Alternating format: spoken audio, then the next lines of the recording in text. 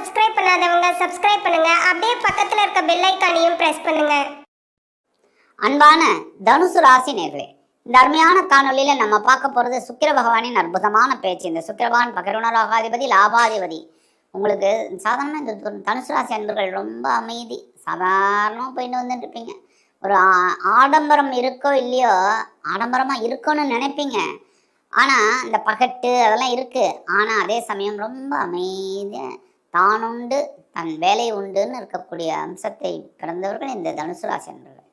தனுசு ராசி அன்பர்கள் அப்படிங்கும்போதே மனசுல ரொம்ப சந்தோஷமா இருக்கும். ஏன்னா காலச்சக்கர தத்துவத்தின்படி 9வது ராசி. 9வது ராசி அப்படின்னாலே இவங்களுக்கு 9 அப்படின்னாலே பாக்கியம். எல்லா வகையிலையும் பாக்கியம் உண்டு. ரொம்ப அற்புதம்.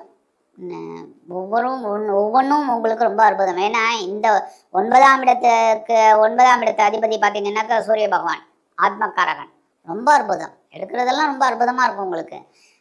ஒவ்வொன்றையும் இது. ஆனாலும் சில கஷ்டங்களை நம்ம அனுபவிச்சு தாங்க வரணும். நல்ல ராசி நல்ல நட்சத்திரம் அப்படின்னாலும் சில காலகட்டங்களில் சில கஷ்டங்களை நாம் அனுபவித்து அப்படி வரணும். ஏன்னா கர்மாவை குறைக்கணும். எப்போவுமே கஷ்டம் வருதுன்னு நினைக்காதீங்க. கஷ்டம் வருதுன்னா உங்களோட கர்மாவை குறைக்கிறதுக்கு தான். அந்த கஷ்டத்தை நம்ம எப்படி எதிர்கொண்டு வெற்றி அடையணும் அப்படிங்கிறத நம்ம பார்க்கணும். ஸோ அந்த வகையில் தனுசு ராசி என்பவர்கள் ரொம்ப நேர்மையானவர்கள், அமைதியானவர்கள். அவர்களுக்கு இந்த சுக்கிர பகவான் இது வரைக்கும் எங்கே இருந்தால் உங்கள் ஜீவனஸ்தானத்தில் இருந்தார். ஆக ஜீவனஸ்தானத்தில் 10ஆம் இடத்துல இருந்தால் ஓரளவுக்கு உத்தியோகத்தில் கொடுப்பார். அது ரைட்டு, ஒன்றும் பெரிய முன்னேற்றம் இல்லை. ஏன் அவரே நீச்சமடைந்த நிலையில் இருந்தார். இப்போ நீச்சமடைந்த ராசியை விட்டு விலகி இப்பொழுது எங்கே வரப்போகிறார்? லாபாதிபதி லாபஸ்தானத்தில் ஆட்சி அமைத்து சஞ்சாரம் பண்ண போறார். அதி அற்புதம். இப்ப தொட்டதெல்லாம் பொண்ணாகக்கூடிய ஒரு காலகட்டம் இந்த காலகட்டம். விலை உயர்ந்த பொருளை வாங்கக்கூடிய ஒரு காலகட்டம் இந்த காலகட்டம். உத்தியோகத்துல எதிர்பார்த்த முன்னேற்றம் இப்ப உங்களுக்கு கிடைக்கும். அதே மாதிரி தொழில் வியாபாரத்துல லாபமே இல்லையே நினைச்சிருந்துருப்பீங்க. இப்ப லாபம் கண்டிப்பா வரும். சில பேருக்கு புதுசாக தொழில் தொடங்கக்கூடிய ஒரு வாய்ப்பும் இருக்கும். தந்தையாரோட முழு ஆசீர்வாதம் உங்களுக்கு கண்டிப்பா இந்த காலகட்டத்தில் உங்களுக்கு கிடைக்கும். அதே மாதிரி ஒவ்வொரு விஷயத்திலையும் திட்டமிட்டு வேலை செய்வீர்கள். அந்த திட்டமிட்ட வேலை உங்களுக்கு வெற்றியை கொடுக்கும். இல்லத்தில் மங்கள காரியங்கள், சுபகாரியங்கள் அற்புதமா நிறைவேறும். ஆன்மீக பயணங்கள் உங்களுக்கு அற்புதமா இருக்கும். மனசுல ஒரு சந்தோஷம் இருக்கும். எடுக்கிற காரியங்கள்ல ஒரு வேகம் இருக்கும், உத்வேகம் இருக்கும், ஒரு முன்னேற்றம் இருக்கும். ஏன்னா இப்ப நீங்க தொட்டதெல்லாம் வெற்றி அடையக்கூடிய ஒரு காலகட்டம். உத்தியோகத்துல ஒரு வேலை எடுங்க பாருங்க. நீங்க சாதாரணமாக அது கஷ்டமான வேலையாக மற்றவங்களுக்கு தெரியும். அதை ஈஸியாக செஞ்சு முடிப்பீங்க. அதனாலே உங்களுக்கு உத்தியோகத்தில் ஒரு பெரிய முன்னேற்றம் இருக்குது. தொழில் வியாபாரத்தில் அப்படிதான் லாபம் கண்டிப்பாக வரும். கூட்டாளிகளும் உங்களை ரொம்ப புரிஞ்சுப்பாங்க. ரொம்ப அற்புதமான ஒரு காலகட்டம். 2/11/2025 முதல் 6/11/2025 வரைக்கும் 5/12 கூடிய அதிபதி செவ்வாய் பகவானின் சித்திரை நட்சத்திர காலில் டிராவல் பண்ணுறார். இந்த நேரத்தில் ஆன்மீக பயணங்கள் உங்களுக்கு அற்புதமாக இருக்கும். ஆன்மீக பிரயாணங்களின் மூலமாக செலவுகள் அதிகரிக்கும். சுப செலவுகள் கண்டிப்பாக சேரக்கூடிய ஒரு காலகட்டம் இந்த காலகட்டம். உத்தியோகத்தில் இடமாற்றம். இந்த வேலை வேண்டாம்பா, வேற வேலைக்கு போகலாம் தாராளம். அதேமாரி தொழில் வியாபாரத்தை கொஞ்சம் என்ஹான்ஸ் பண்ணி பெருசாக பண்ணலாம், தாராளமாக பண்ணலாம். வீடு மனை வாகனம் வாங்கணும்னு திட்டம் போட்டிருந்தீங்கன்னா வெற்றி அடையக்கூடிய ஒரு காலகட்டம். ஏன்னா எல்லாமே நல்ல ஒரு பொசிஷனில் ஆட்சி அமைத்து சஞ்சாரம் பண்ணுறார் சுக்கிர பகவான். ரொம்ப அற்புதமான ஒரு காலகட்டம் முழு பலத்தோட.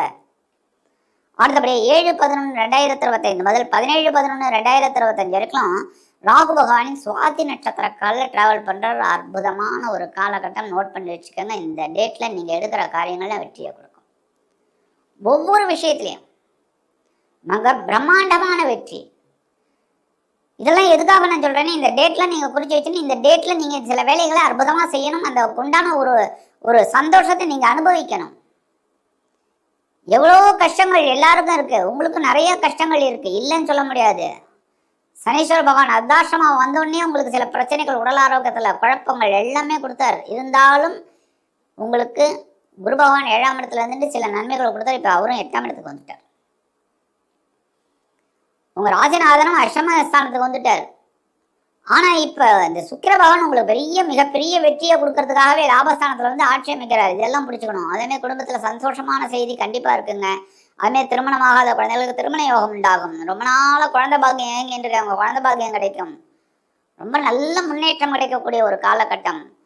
அதுவும் 2ஆம் இடத்துல குருவோட பார்வை விழுது, 7ஆம் பார்வை. தனவரவு தாராளமா கிடைக்கும். நீங்க எடுக்கிற காரியங்கள்லாம் ஒரு வருமானத்தை கொண்டு வந்து தரும்.